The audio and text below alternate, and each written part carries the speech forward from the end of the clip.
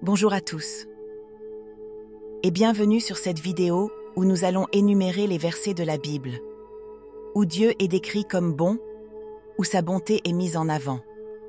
Ces versets témoignent de la bienveillance et de l'amour constant de Dieu envers son peuple. Voici ces versets. Psaume chapitre 25, verset 8. L'Éternel est bon et droit, c'est pourquoi il enseignera le chemin aux pécheurs. Psaume chapitre 34, verset 9. Goûtez et voyez combien l'Éternel est bon. Heureux l'homme qui se confie en lui.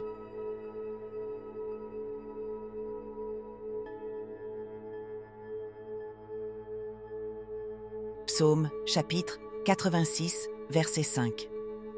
Parce que toi, ô Éternel, tu es bon et clément, et d'une grande bonté envers tous ceux qui t'invoquent.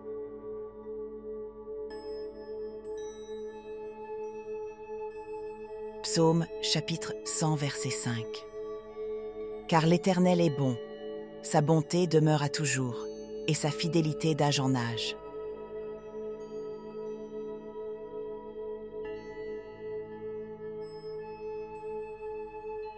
Psaume chapitre 106, verset 1.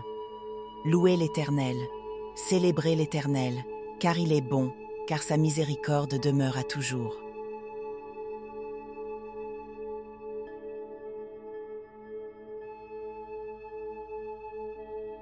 Psaume chapitre 119, verset 68.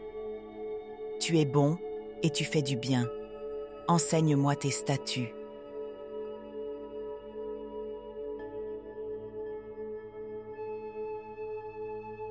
Psaume chapitre 145, verset 9. L'Éternel est bon envers tous, et ses compassions s'étendent sur toutes ses œuvres. Lamentation chapitre 3, verset 25. L'Éternel est bon pour ceux qui espèrent en lui, pour l'âme qui le cherche.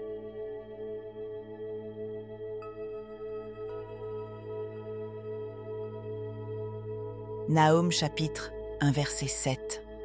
L'Éternel est bon, il est une forteresse au jour de la détresse, et il connaît ceux qui se retirent vers lui.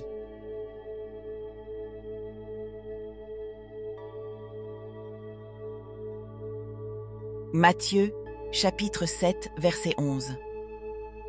Si donc, vous qui êtes méchants, vous savez donner de bonnes choses à vos enfants, combien plus votre Père qui est aux cieux donnera-t-il de bonnes choses à ceux qui les lui demandent?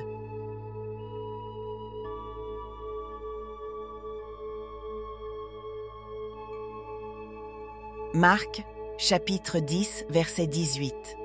Et Jésus lui dit: Pourquoi m'appelles-tu bon? Personne n'est bon, sinon Dieu seul.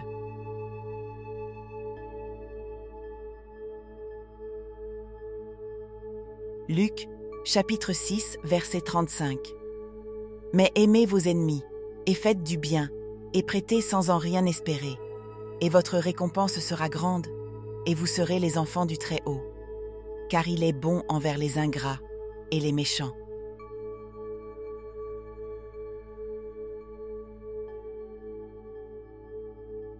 Jacques chapitre 1, verset 17. Toute grâce excellente et tout don parfait descendent d'en haut, du Père des Lumières, chez lequel il n'y a point de variation ni d'ombre de changement.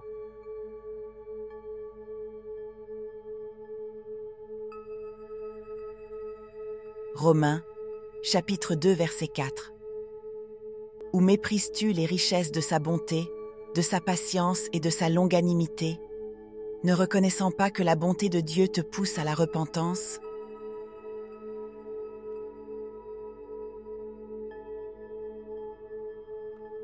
Psaume, chapitre 145, verset 7. Ils publieront la mémoire de ta grande bonté, et ils chanteront ta justice.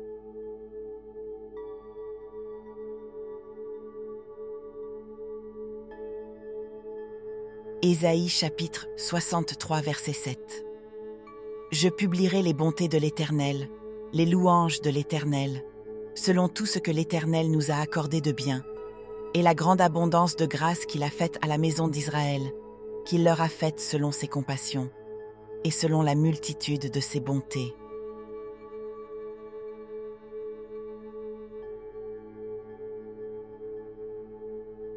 Joël chapitre 2 verset 13.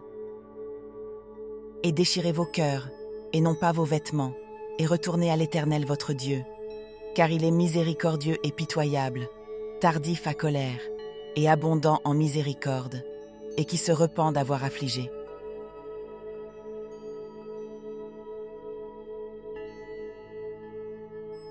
Tite, chapitre 3, versets 4 à 7.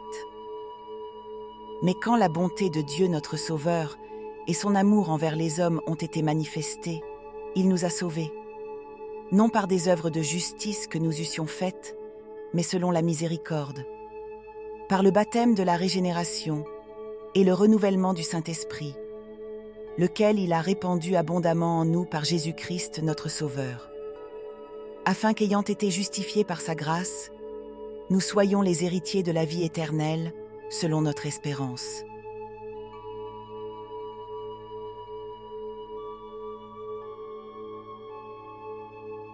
Éphésiens, chapitre 2, versets 4 à 5. Mais Dieu, qui est riche en miséricorde, à cause de son grand amour dont il nous a aimés, quand nous étions morts par nos offenses, nous a rendus à la vie avec Christ. C'est par grâce que vous êtes sauvés.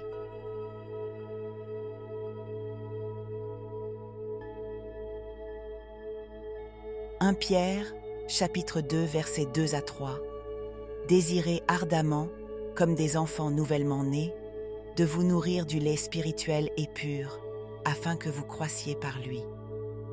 Si toutefois vous avez goûté combien le Seigneur est bon. »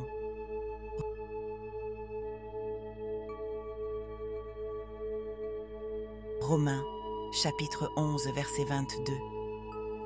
Considère donc la bonté et la sévérité de Dieu, sévérité envers ceux qui sont tombés, et bonté de Dieu envers toi, si tu demeures ferme dans cette bonté.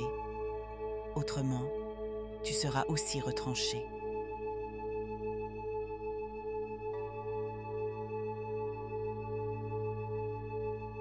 Je vous invite à prendre votre Bible et à lire ces différents versets dans leurs chapitres respectifs. Méditez, proclamez et saisissez sa parole avec foi. Murmurez la parole de Dieu partout où vous êtes. Vous pouvez dans vos cœurs murmurer les promesses du Seigneur.